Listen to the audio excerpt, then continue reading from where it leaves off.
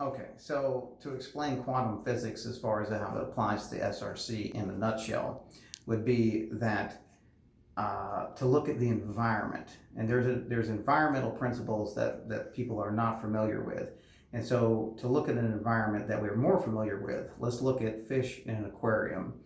If there are multiple fish in an aquarium and they're all swimming around, and somebody drops an electrical line into the aquarium, all of the fish will be killed. Now, none of the fish were touching, so how is that possible?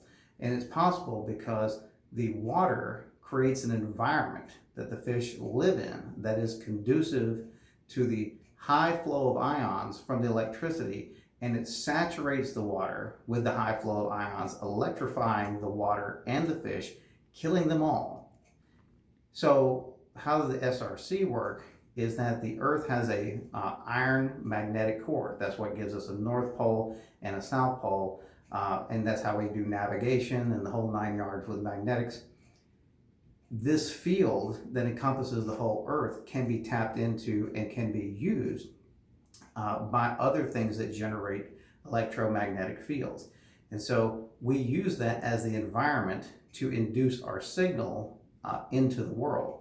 Your body is a transceiver. It transmits and it receives magnetic signals, electromagnetic signals. You could call it sound. Some people call it sound, but it actually exists outside of the range of human hearing. But what if that sound, like many other sounds, could be recorded? What if that sound could be recorded and it could be stored on a hard drive, and then it could be sorted and tested to see which one of these sounds is applicable to play.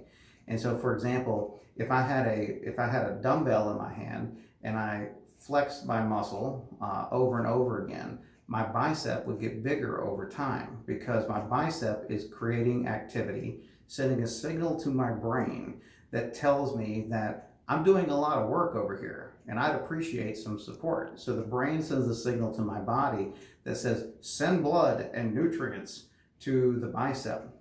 When that happens, and also send the signal to grow bigger.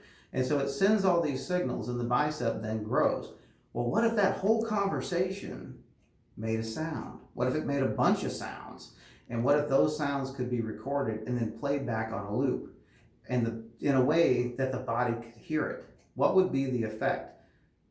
Theoretically, the muscle would grow, except it's not a theory. It's a reality. It actually works just like that. And that's in a nutshell how the SRC technology works.